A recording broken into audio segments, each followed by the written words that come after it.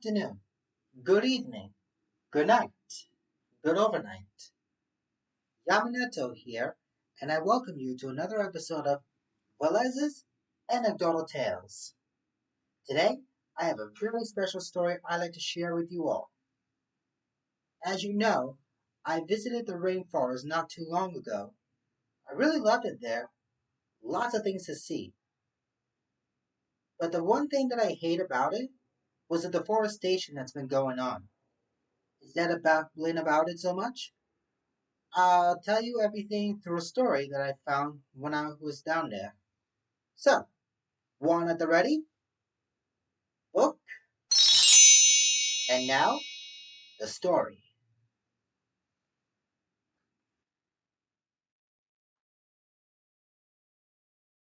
The web of life, or as some may call it, the circle of life, is an endless cycle of natural balance that connects all living things. Many animals, insects, plants, and even many types of water all intertwine. It is said some will eat or be eaten. It is also said to live and let live, and above all, to never take more than what is given.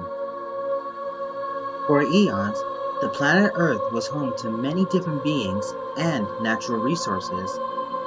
They endured, evolved, and spread all over the globe. Unfortunately, where there is creation from one part of the web of life, there is also destruction. The Atlantic forest, located in the heart of South America, was a seemingly endless ecosystem that stretched over 330 million acres. In modern day, more than 80% was reduced by the greed of man, who came to the forests to cut down trees, some for business affairs, some for personal reasons, and yet others for illegal purposes.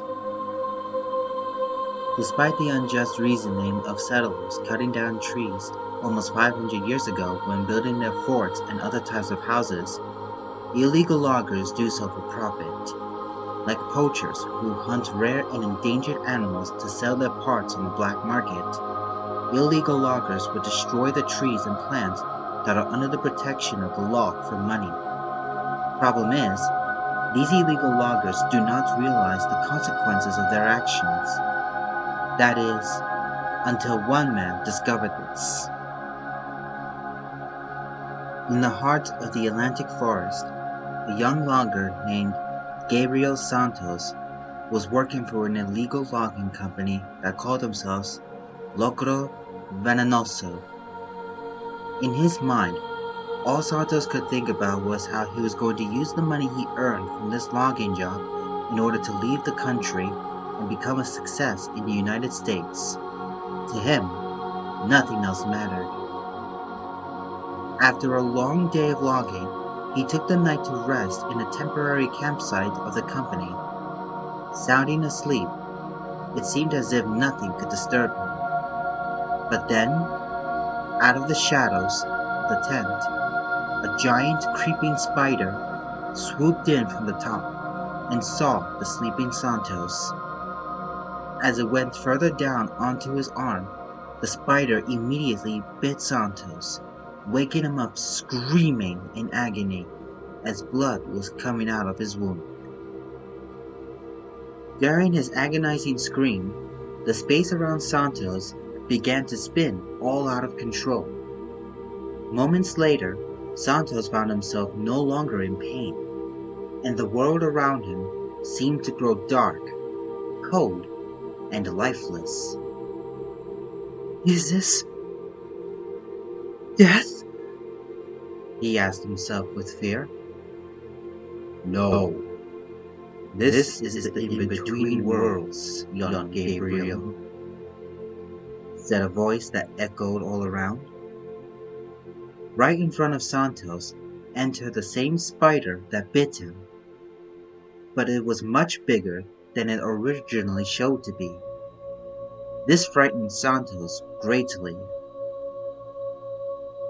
You are a Brazilian wandering spider, And you can talk? Santos asked with petrifying fear. I can do more than speak, my young naive friend, Said the spider. You may have been bitten, but my venom has yet killed you. It has actually brought you into the in-between worlds, where you and I can speak on spiritual planes. Santos's frightful expression began to diminish slowly. Speak to me? About what? Santos asked with curiosity. A projection showed the logging company that Santos was working for destroying many parts of the Atlantic forest. The spider replied, You humans do not realize the destruction you are causing to this sacred forest. You must stop this at once, before the consequences reach an endpoint that can destroy the web of life. Santos backed up 2 steps and replied to the spider, Whoa, whoa! I'm not stopping for anything. I'm going to do what I have to do for a better life. The spider objected. You would achieve your own selfish desires, even if it means sacrificing the life of all that lives here? Santos was confused by what the spider was asking, considering that no civilized human being would ever think to live in a forest such as this. The spider continued, Everything in life has a cause and effect on each other. The trees give life. The animals that live here play an essential role to protect the world from going out of balance. Look through the projection and see what would happen if you continue to go down this road. Santos looked through the projection and saw the forest was completely destroyed. Many animals had died or moved on to lands they did not belong, and the humans were struggling to survive without food, water, or clean air to breathe in. He also saw that this would spread around the world, even in the United States, at a time where logging became an even bigger occupation that destroyed 97% of the Earth's ecosystem, causing many chain reactions to life around the world until eventually it would become as dark, cold, and lifeless as the in-between world Santos was in. Santos became fearful of this dreadful scene and looked away. He kept telling himself that it was not real. The spider, however, reassured him that the vision was very real, and it was the future that Santos had decided on. What can I do? Santos asked. The spider answered, The only thing you can do right here and now is make a choice. You can choose to live and help protect the forest, or you may choose to die here, where your soul will never see the paradise that the web of life has in store for us all. Santos was hasty, but he boldly replied, No! I don't want that! Please, give me a chance to make the world a better place, any way possible. The spider looked straight into Santos's eyes and replied, Very well. Step into the light behind you, and you will be returned to your body.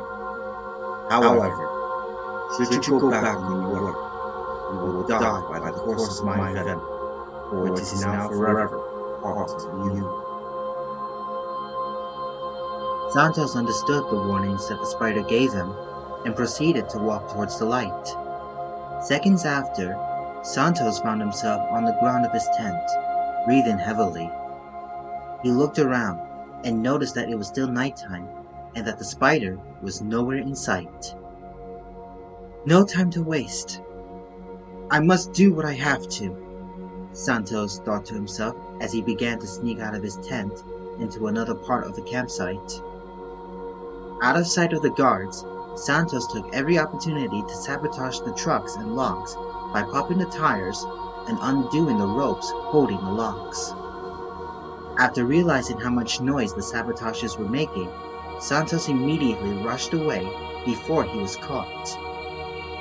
Barely able to escape, Santos rushed into the forest, trying to get as far away from the campsite as possible. 3 days and nights passed, and Santos continuously struggled to find any signs of civilization. What's worse, he was starting to feel unwell. Did that spider deceive me? Is the venom really going to kill me? He thought to himself. At that moment, Santos passed out, with no hope of help coming to him. An unknown amount of time passed, and Santos woke up laying on a bed in a medical tent, worried that the company he left finally captured him. That is, until he saw a logo he was unfamiliar with, and the word said, "The Nature Conservancy." Santos got out of bed and wondered where he was. Then, a man walked into the tent, introducing himself as Victor Ernest Shelford. He stated that he was one of the founders of the organization whose sole purpose is to put an end to deforestation. Shelford also said that his crew members found Santos unconscious in the forest and decided to take him in for questioning because the clothing he wore looked like he was part of an illegal logging company. Santos confessed, "Yes, I am from a logging company, but I left it because I realized that what we were doing was wrong. I sabotaged everything and fled as fast as I could. I was hoping to warn someone about them." Shelford sensed that Santos spoke some truth, but he still found him very untrustworthy. He demanded to know what Santos had to offer in order to trust him completely, and he replied, "I know where they are, and I can lead you to them." Shelford was silent for a moment, but then pulled out the map to the forest, implying for Santos to point out the location to the illegal logging company. Santos looked at the map carefully and pointed at a very specific landmark, showing that they were further south and near the ocean. Shelford asked if Santos was sure that it was where the logging company was located. After Santos confirmed his answer, Shelford turned to a few armed soldiers that came into the tent and ordered them to prepare the jeeps and told Santos to stay in the bed to rest. Santos objected by stating that he could still help, but Stelford reminded him that he still needed to recover. As Stelford left with his soldiers, Santos felt annoyed by the orders given to him, but he still obeyed by returning to the bed and began to sleep. Moments later, he awoke to find himself back in the in-between world. Santos asked himself, What am I doing back here?" Just then, the spider appeared in front of Santos. "You have begun your change, young Gabriel. By abandoning your selfish desires, you have found the man that will help maintain the balance of the web of life." The projection next to the spider showed Shelford's organization putting an end to the illegal logging company by making arrests and destroying the operations by any means. This both shocked and pleased Santos to know that his small effort made a difference. Santos asked the spider, "So, what do I do now?" The spider slowly began to vanish, but replied, "What you have done has shown that you can be trusted to protect the web of life. You chose the path, and now you must live by it." Santos quickly objected. But there will be others that will destroy the forest, if not other natural places. The spider faded entirely, but its voice still echoed. As long as you never give up the fight, you will have the power to overcome any obstacle that stand in your way. Stay true to your path. You will never fail. An unknown amount of time passed, and Santos ended up officially joining the Nature Conservancy organization, playing his part in protecting the wildlife from illegal loggers and poaching. But this was the mission he had chosen for himself, rather than go down an easy road that could have destroyed thousands of lives. To him, this choice was the better life he had been searching for, and throughout the whole time, he would remember the spider's words: "Stay true to your path, and you will never fail." A lesson he would never forget for as long as he continued to walk in the web of life.